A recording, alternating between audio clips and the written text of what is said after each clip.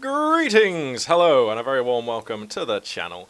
The sun is hiding and the magpie is casting. Coming to you guys right now with a live 1 versus 1 battle featuring spawning in the south. It's going to be the Soviet forces of Hoi, Vulpine L, and spawning in the north. It's going to be the computer lag. It's going to be the Wehrmacht forces of don't know. So, a warm welcome back to the channel to these two players. Going to be a little bit of a blast from the past today, going with the old Soviets versus Wehrmacht. So, this should be an entertaining battle. Of course, we've had a lot of USF versus Overcommand on the channel recently. So it's nice to mix it up a little bit and get some of the other factions back on the channel. The map today is going to be Vulpine approach, which is it's one of the maps which seemingly nobody vetoes, because I see a lot of games played on this map, on the ladder, all the time. It seems like there's actually just, I would say, probably 5 or 6 maps which most of the players seem to favour. The rest, I guess, vetoed by one party or another, because it seems maps like this seem to be popping up at the top level of play much more often. So anyway, Vulpine approach will be the map. No scuffles as of yet. And there's this some barbed wire being deployed here by Vulpine. He's going to be seeking to deny use of this heavy cover to his Axis opponent. Here comes an MG42 though. That's going to find these engineers a touch awkward, but they've gotten the job done and they should have more than enough time to get out of here. Seems like they're even going to try and take the fight from behind cover. Here comes some conscripts to assist them. There has also been some barbed wire set up on this side of this house, actually, and that's going to be really annoying, actually. It's going to do a good job of preventing that MG42 from getting up in there. And of course, this building is very dominant when you can get a machine gun into it, and it is typical that the Axis player, if spawning in the north, will get the MG into this building, so interesting stuff there. The tech from the Russian player, no building yet. Let's see, do we have any kind of an upgrade on these conscript squads? None yet. I'm going to keep the battle framed rather than checking if he's researching Molotovs just now. But anyway, here comes another squad of conscripts, and it seems like they're going to try and take this fight from some soft cover here. These grenadiers have been whittled down pretty hard. They're going to have to fall back. These conscripts are going to get out of the building to prevent themselves from taking additional MG fire. And there's a possibility here that these conscripts, no, it looks like they're going to build sandbags in this location. I was going to say, possibility that these conscripts could run around here and come down this road to flank the MG. That would be a good move, of course, probably force the retreat on this MG, allow these conscripts to push forward for additional pressure. But that's not going to be the line of play selected here by Vulpine, so let's go and check the tech here now for the Soviet player. No upgrades have come down, so that means that he's stacking now 36 fuel, if we look here at the unit choices for the Wehrmacht player, it seems like we've got 2 Grenadiers, MG, and then a GR34 mortar squad, which I like a lot. The GR34 is really good, and the earlier you get it, the earlier it can start betting up. And I believe it's when that thing reaches rank 3 it gets a range increase, yeah. And that range increase makes the German mortar quite potent, to say the least. Couple of conscript squads here. They're going to be rushing these engineers now. These grenadiers. Now there are 2 squads of grenadiers as another squad moves up into the heavy cover. So this, I imagine, should be a fight that the Axis forces should take. Though having said that, one squad gets forced back. No danger of a squad wipe. Nice shell from the mortar squad there. Wow, the minimum range on that mortar is actually very small, isn't it? The fact that it's able to hit targets even as close as just here, pretty useful. The light gun, for example, I know the minimum range on the light gun would be a little bit further. Just comparing and contrasting the various indirect fire pieces there. MG42 going to get some capping work done on that fuel point in the south, and in the north of the map there is a squad of engineers just here, which is getting some work done behind all this fighting for Vulpine. Now, let's take a look at the commanders. Neither player's chosen a commander yet, but we've got a break in the combat here, so it might be interesting to consider. Seemingly, we've got the Ostrobin Doctrine. Now, you have to think if he was going to choose this commander, we would have seen it selected by now, so we can probably rule that one out for don't know. Mobile Defense Doctrine is a solid all-rounder, which we could see selected almost any time. Probably, I would say almost any time after the 3 command point limit is when it starts being super useful. Panzer Tactician, of course, does unlock at 2 command points, but unless you actually have a vehicle to make that useful, it's not really going to do a lot for you, so... and it seems the choice has been made. It's Lightning War Doctrine. So this is also another commander which doesn't really start paying off until 3 command points, but apparently Don't Know is satisfied enough from what he's seen that this is the commander he wants to commit to. And so that's what he's going to do. On the other side of things, for the Soviet player, let's take a look at Vulpine's options here. So he's got the Soviet Shock Army. We've got a fight up here in the north, which I'll just frame. He's got the Soviet Shock Army, so that brings the 120mm Mortar Squad, Shock Troops, Conscript Assault Package. Okay, so that seems like a pretty potent package.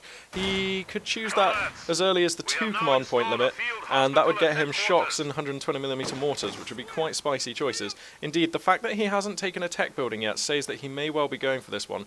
Alternatively, he has Shock Rifle Frontline Troops, a little bit of a later game commander, that one. Brings the powerful Incendiary Mortar support, or the Incendiary Artillery Barrage. Does also give the KV-8 and the IS-2, which are a pretty spicy armoured package to play with later in the game. More or less trading even here. Looks like the Wehrmacht player just about going to get the upper hand of things in this fight. A Molotov did come down. And the final choice for the Soviet commander, of course, Lend-Lease Tactics. Now, this is a good one to take at 2 command points, which has just been reached. There's still no tech building, so the option to call in a Dansak 38 spicy heavy machine gun, I mean, that could well be very appealing. The Allied supply drop is very useful, and, oh, no, looks like a commander has been chosen, and it is the Soviet Shock Army. So, 120mm Mortar Squad is now, pop, pop, on the field. So, this thing is massive. Look at the size of that thing. I mean, that is like as tall as a man, possibly taller. And it is, let me tell you, if you've not played as Wehrmacht against one of these things, it's incredibly scary. The blast on these mortars is massive. The range is pretty intimidating as well, but it's the blast which threatens your 4-man squads with instant death. And I've lost many squads to a single 120mm mortar round. I've also killed many squads with a single 120mm mortar round. So pretty powerful, and I'm really glad to see it. It's not often we get to see the heavy mortar on the channel. Here, listen. Oh, there it is. Bonk. Looks like it's going to be maybe counter-firing on these mortars, or is it? Oh, look at the size of that thing. I mean, that's scary. That is scary. Looks like he's going to reposition it, though. The German mortar squad, that thing is up to 1 kill, half a star of veterancy on that thing, and almost shelling its own guys there. A little bit risky. Flamethrower is going to come down on these engineers, and they're actually going to get the job done in conjunction possibly with that final round from the mortar squad, although I think that round fell a bit late, so I think these engineers actually just roast and toasted the MG that was in this building by themselves, which is pretty impressive. In the north, that squad of grenadiers that took the fight earlier, they're going to be pushing up and grabbing some more ground, so nicely applying pressure there. And it seems like Vulpine, for all his strong start, is beginning to be a little bit flustered, a little bit pushed back. He's going to need to find an answer. I don't know if that's going to be shock troops, or I don't know if it's going to be a tech building. I do feel a little bit concerned that he doesn't have a tech building. That is considerably limiting his choices, and he's going to have to build one at some point. Because, of course, the commander he's chosen here doesn't give him access to any sort of late-game armor or anything, so he's not going to try and survive on conscripts, shock troops, and mortars indefinitely. Indeed, there's no AT in all that as well. So he's going to have to build, I imagine it's going to be the Tech 2 building, which gives him the Zis gun. That seems to be the thing that he requires the most at the moment. This GR-34 and these grenadiers, they're going to be forced back by a roving band of conscripts, 2 squads worth here. Engineers just getting some roasting and toasting done on the heels of these units as they try and run back. Here we go. Just getting some extra damage on. Do we have a medical bunker? Yeah, the medical bunker just now getting established in the Wehrmacht player's base, so that extra damage, not as important as it might be. 120mm mortar round there, just missing its mark. Molotov comes down out of these conscripts, but they're going to have to fall back. The grenadiers, pretty good when there's 4 of them against 4 conscripts. These grenadiers are caught out in the open, though, actually in negative cover, and these conscripts are going to be able to probably take a pretty good engagement there. Where is the Soviet mortar squad? It's very far forward. This is a little bit risky, actually. I'm not sure. This is a very exposed position because a grenadier squad can easily just run to here and fire a rifle grenade onto it, and then you're looking at possibly losing it. Now, conscript assault package upgrade is available and has now been taken. That's a pretty cheap upgrade, actually. I believe it's like 30 munitions or something, 40 munitions, yeah. And that adds, I believe, 2 PPSHs? 3 PPSHs. And that actually gives conscripts a lot of legs and makes them scale a lot better into the late game. Conscripts are one of those units which is okay at this stage in the game, but later on in the game, they just don't really have as much effect as, say, vetted up infantry sections or riflemen for the British and American forces. Respectively. So, the ability to take PPSHs makes conscripts a much safer bet, in my opinion, in the late game. It allows you to apply a lot more pressure. Enemy units are pretty much forced to fall back when closed on by conscript squads. Oh dear, the mortar squad's going to get taken out. This is terrible news here for Vulpine. Oh, yeah, there we go. It has indeed been taken out. This one man is not going to be enough to get it out of there. Is it? Really? Is this a thing that can happen? No. What? Oh my goodness. Well, German mortar squads need 2 men to run the thing away. Apparently Russian ones, owing to the fact that they have wheels or something, I don't know. That's pretty cool. Well, he's going to get that mortar out of there. Amazing. I thought for sure that would be a squad loss and probably a mortar donated to the Axis forces. Pushing through on the left though, 2 squads of conscripts. They've managed to capture the victory point, the fuel point. So that's gonna lead to quite a resource swing. If we look at the resources, it seems like the Axis forces just barely having the superior income at the moment, but it's a pretty damn close thing, and that means that we can probably look forward to a fairly evenly matched mid-game, which we're just moving into now. Plenty of conscript assault packages have come down. Up to 5 squads of conscripts now is Vulpine, and he is still not committed to a tech building. Going to pass the 10-minute mark without going for Lend-Lease tactics or a tech building. I'm going to go ahead and say I can't remember the last time I saw this, where these PPSHs are actually getting some work done here. I mean, yeah, the conscripts are trading, but bear in mind, conscripts, very, very cheap. Grenadiers, not so much. And these conscripts, remember, of course, because they're quite cheap and they're firing at infantry models who are relatively more expensive, they're actually gaining veterancy reasonably rapidly. Now, this GR34 might have something to say about them. Oh, a near miss there, going to come down. The 120mm mortar is ready to rock again. That thing has been recrewed back up to 6 on that squad. That's going to get deployed in this position. There we go. It's going to start hooning some rounds out. It's just aiming it. Here we go. Donk. Oh! Okay, it seems like the GR34 moved in a timely fashion there, dodging the brutally huge mortar round from the Soviet mortar. You know what? Vulpine has the manpower. I would love him to get another one of those mortars. Just heap on the pressure. Anyway, let's take a look at the teching for the Wehrmacht player, which we've not really done so far. So he has gone up to Battle Phase 2. He's got his infantry company, no leichter mechanized company. That building has been skipped, so no option to go for pack guns, interestingly enough, for the Wehrmacht player. That is interesting because a problem you can often run into with Wehrmacht is that you just don't have enough AT, and you can just suddenly lose at around about this timing if your opponent comes out with sufficient armoured units. Oh wow, the GR34 gets taken down and stolen by the Soviet player. Quite a turnaround there. But as I was saying, this kind of a strategy can limit your anti-tank capabilities. Now he does have the support armor core that has been constructed. 60 fuel right now in the tank for the Wehrmacht player. So we could look to see a Panzer IV. Well, I was going to say reasonably soon, but his present income and fuel is just plus 13. The Soviet player is advancing across the map, so even an Ostwind is quite a long way away right now. So I'm not quite sure what Don't Know is going to be able to do. I mean, we'll see. For now, he's doing just fine off of the back of 5 squads of Grenadiers. G43 upgrades, of course, are coming down, and that adds considerably to their long-range firepower, even their close-up firepower. The G43, of course, is a semi-automatic rifle, so the rate of fire noticeably higher, and you can hear that whistle-crack sound when it fires, that sound, you know, and it's pretty spicy. It does really good damage, and it's a pretty accurate rifle. See these guys here? They've got the 2 G43s firing in from range here. Let's see what else is going on around the map. We've got a squad of pioneers just getting some work done here in the south, chewing up ground, and it's always good to have a squad out there capping whilst you're taking a fight, because it means win or lose in the fight, you're getting something else, and if you win the fight, then you're looking real good. So anyway. The 120mm mortar squad, getting a near miss, almost getting some friendly fire damage. These engineers happy that they were behind a wall here. That's going to screen them from some of the lethal frag that comes flying out of a blast like that. Oh, you just heard it again, that heavy donk sound. Now, where's this shell going to land?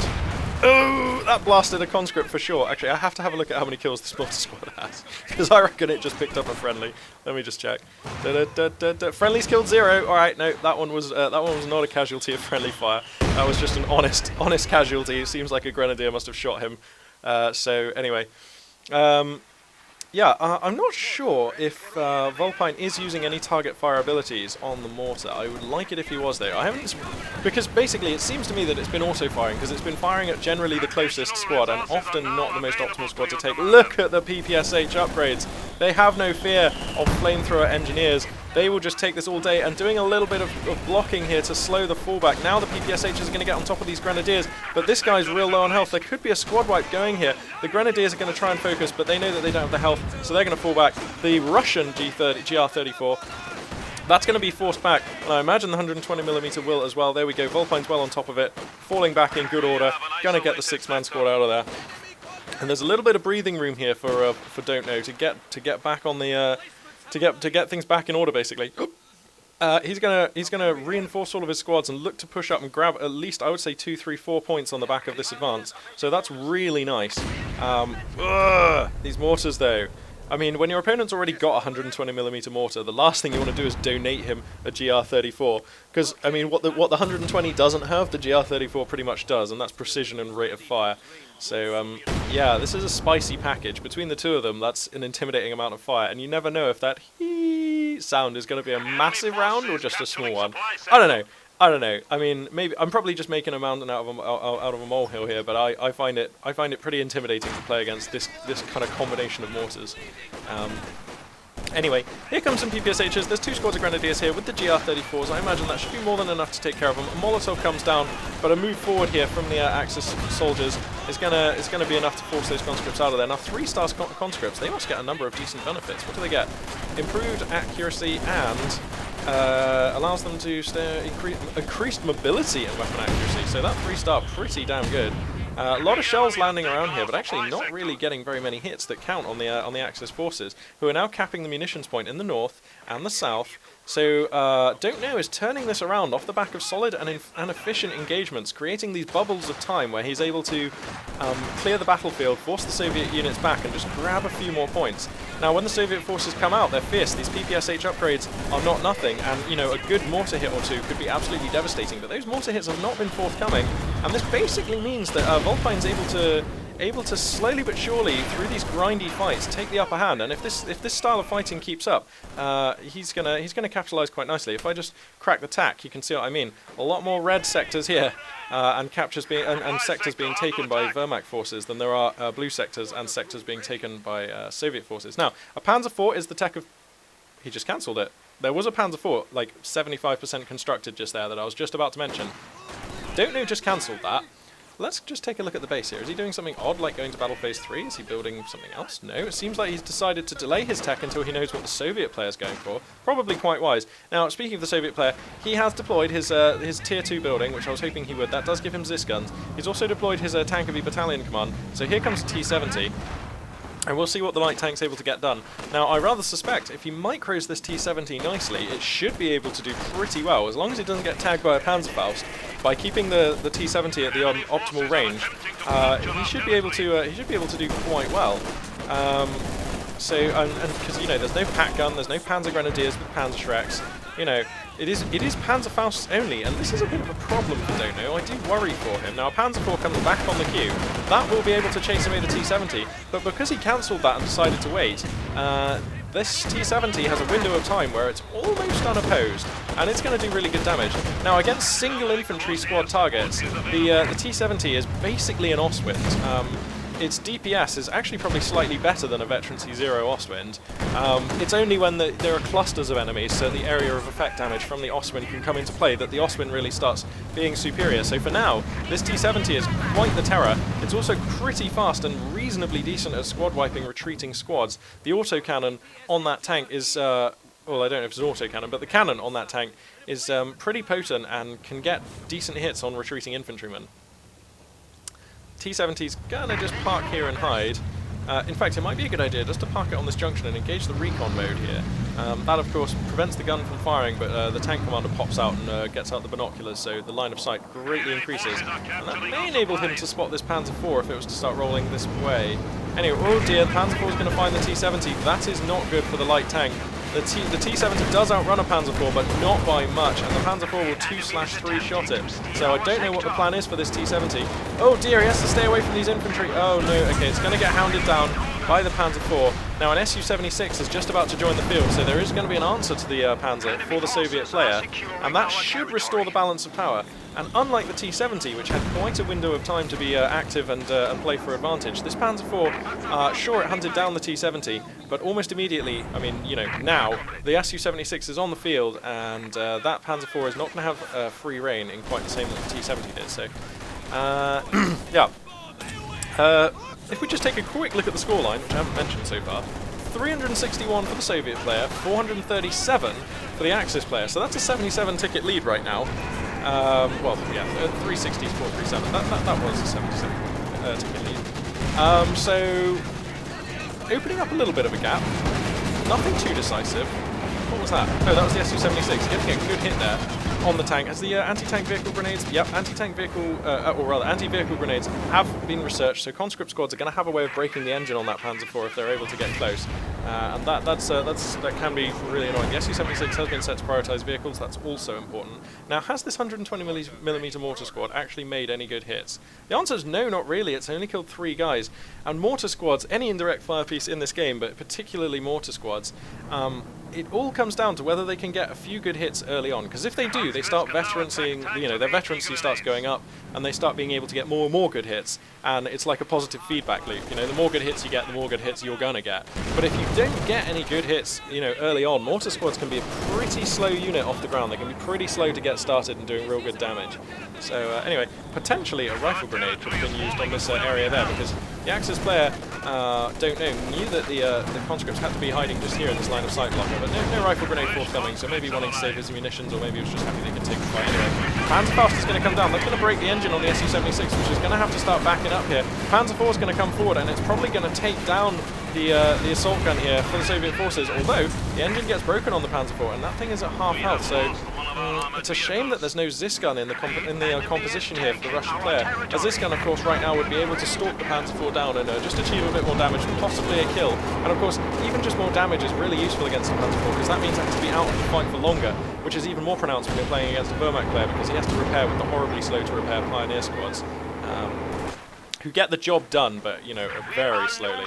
So anyway, 3 sectors being captured in the north by the Axis player, making a massive land grab there. This base of fire here, the mortar squads, might want to turn their attention onto these squads.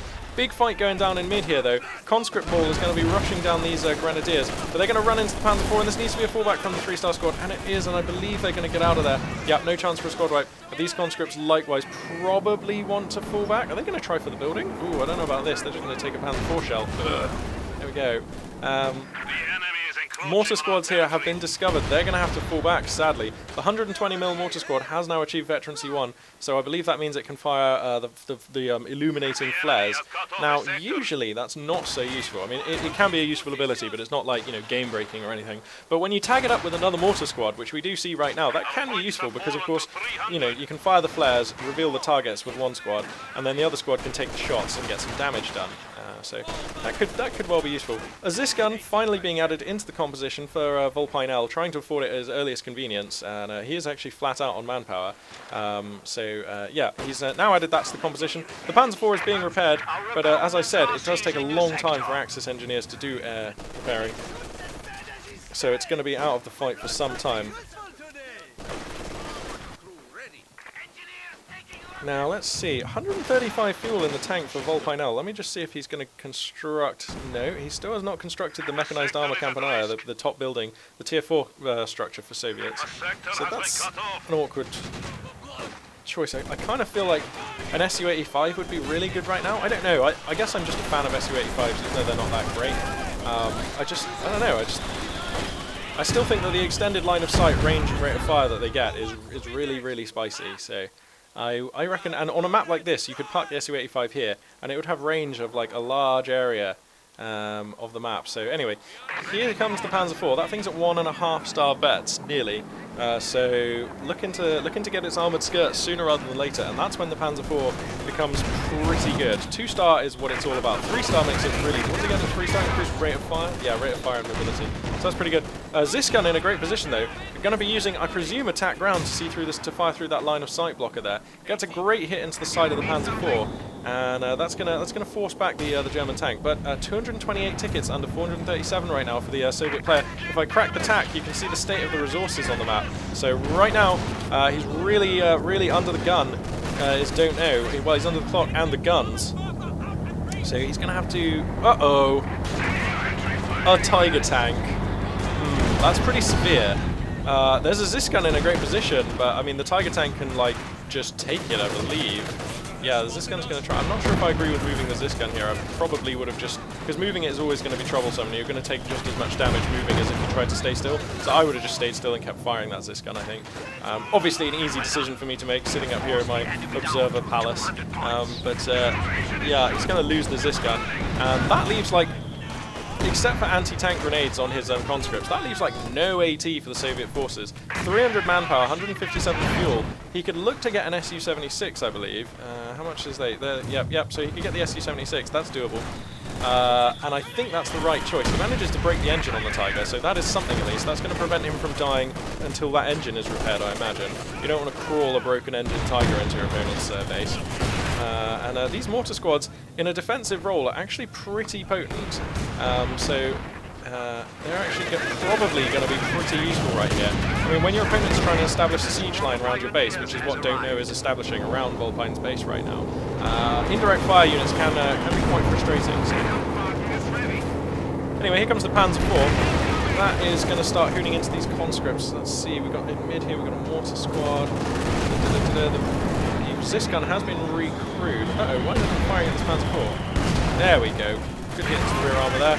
Ah, and an anti-vehicle grenade going to damage the engine, leaving the Panzer IV stricken in the arc of this Zis. That should allow the Zis to get another couple of hits in. And does it have line of sight from where it is? No, that building is actually blocking the Panzer IV. So annoying for the Soviet player there. But Panzer IV is probably going to be able to escape. And down in the south we've got some grenadiers with the G43s. These engineers probably want to get up close if they're going to be able to take this fight. Wow, no, actually the Flamer has range from that position. But it seems that Don't Know is going to call it seems that Vulpine is going to call GG at that point, and you can't really argue with that decision. As I said sort of earlier on in the game, Don't Know was just taking consistent efficient engagements time and time again, and never really got punished. I never saw any big squad wipes. He lost an MG42, but apart from that, I never really saw any big squad wipes come down against the Axis player. And when you're playing as Russians and you don't manage to land those really critical, damaging blows against your Axis opponents, you just find yourself firefighting with conscripts and sort of weapon teams and things in the mid and late game, and you kind of just feel outtooled and outgunned, and that was definitely the case this game. Vulpine mostly just trying to deal with conscript squads and Zis guns against like Panzer IV, Tiger tank, G43 grenadiers. So that is hard to do. And I mean, this map shows just how hard that is to do.